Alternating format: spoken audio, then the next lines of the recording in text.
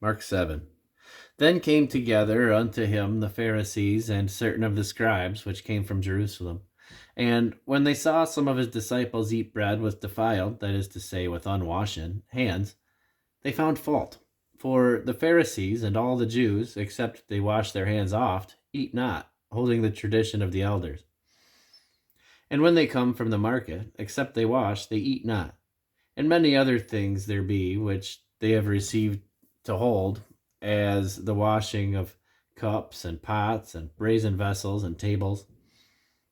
Then the Pharisees and scribes asked him, Why walk not thy disciples according to the tradition of the elders, but eat bread with unwashen hands?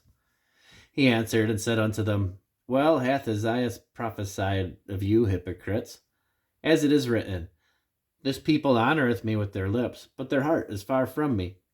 Howbeit in vain do they worship me, teaching for doctrines the commandments of men. For laying aside the commandment of God, ye hold the tradition of men, as the washing of pots and cups, and many other such like things ye do. And he said unto them, Full well ye reject the commandment of God, that ye may keep your own tradition. For Moses said, Honor thy father and thy mother, and whoso curseth father or mother, let him die the death. But ye say, If a man shall say to his father or mother, It is Corban, that is to say, a gift, by whatsoever thou mightest be profited by me, he shall be free. And ye suffer him no more to do aught for his father or his mother, making the word of God of none effect through your tradition, which ye have delivered, and many such like things do ye. And when he had called all the people unto him, he said unto them, Hearken unto me, every one of you, and understand. There is nothing from without a man that, entering into him, can defile him, but the things which come out of him, those are they that defile a man. If any man have ears to hear, let him hear. And when he was entered into the house from the people, the disciples asked him concerning the parable. And he saith unto them, Are ye so without understanding also? Do ye not perceive that whatsoever thing from without entereth into the man, it cannot defile him? Because it entereth not into his heart, but into the belly, and goeth out into the draught, purging all meats. And he said, That which cometh out of the man, that defileth the man.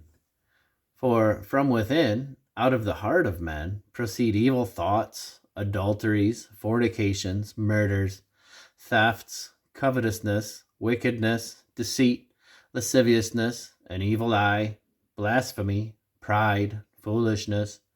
All these evil things come from within, and defile the man. And from thence he arose, and went into the borders of Tyre and Sidon, and entered into an house, and would have no man know it, but he could not be hid. For a certain woman, whose young daughter had an unclean spirit, heard of him, and came and fell at his feet. The woman was a Greek, a Syrophoenician by nation, and she besought him that he would cast forth the devil out of her daughter. But Jesus said unto her, Let the children first be filled, for it is not meet to take the children's bread and cast it unto the dogs. And she answered and said unto him, Yea, Lord, yet the dogs under the table eat of the children's crumbs. And he said unto her, For this saying, go thy way, the devil is gone out of thy daughter.